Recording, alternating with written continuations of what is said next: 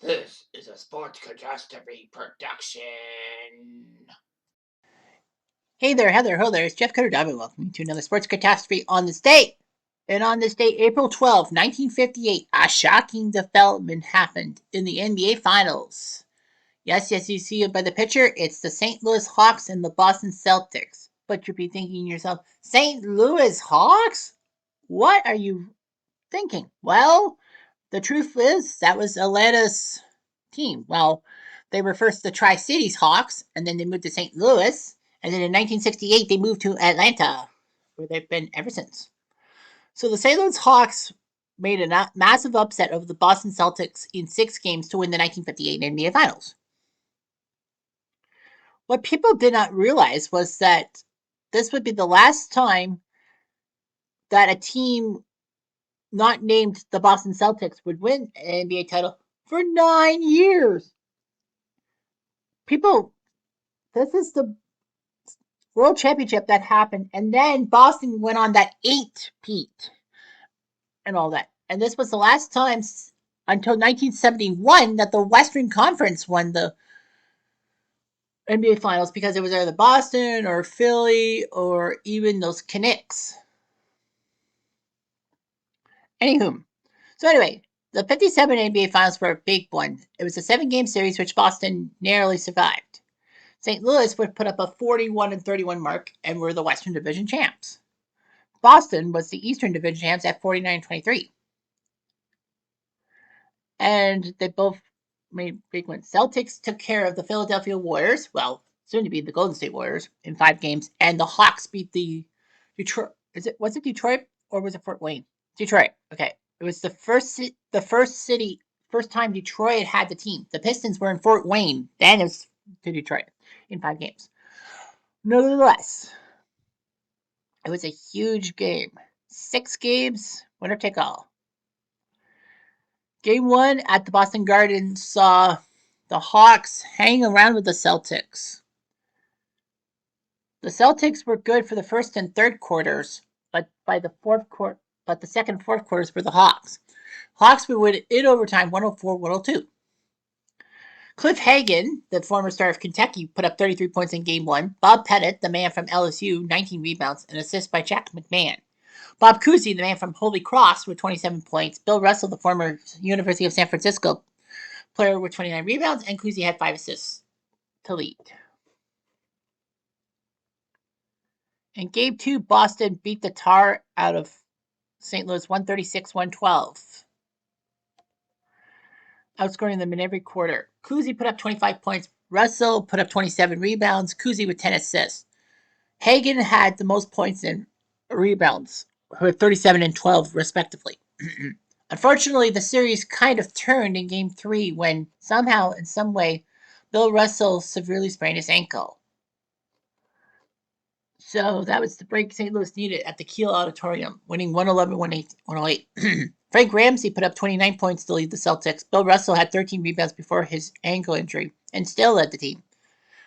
And Bob Cousy with 7 assists to lead. Pettit had a better day in Game 3. 32 points, 19 rebounds to lead the Hawks. Game 4 on April 5th saw Boston beat St. Louis minus Bill Russell 109-98. Cousy put up 24 points. The rebounding was huge. Cousy put up 13 rebounds. Frank Ramsey 13 rebounds, and Tommy Heinsohn put up 13 rebounds. Cousy with 10 assists. Hagan put up 27 points for the Hawks, 17 rebounds to Bob Pettit and Wilfon Share. No, Wilfon, 2 guys. Win Wilfon and Charlie Share had 9 assists. Game 5, 4 days later, on my birth date, April 9th, in Boston, the Hawks shocked the Celtics, winning 102-100. They were looking good in the third quarter. They were up by 14 points after 3 quarters. Celtics cut it to 2, but couldn't finish it. Bob Pettit put up 33 points and 21 rebounds. Slater Martin put up 5 assists to lead the Hawks. Celtics, Frank Ramsey, 30 points, 20 rebounds. He had to do his rebounding because with Russell hurt, you don't know. Cousy with 5 assists. Game 6, of course, on this day, April 12th, the Hawks needed to take care of business against the Celtics. Pettit put up a great performance. He scored 31 points in the first 3 quarters, but then took off in the fourth quarter and doing their job and all that. It was huge. Excuse me. Pettit put up 50 points and 19 rebounds to help the St. Louis Hawks win the NBA title for the first time in Hawks history. And I believe it's the only time in Hawks history because I don't recall the Atlanta Hawks winning the NBA title. But anyway, the Celtics, Sharman had 26 points, Arnie Rison with 13 rebounds, Kuzi with 9 assists.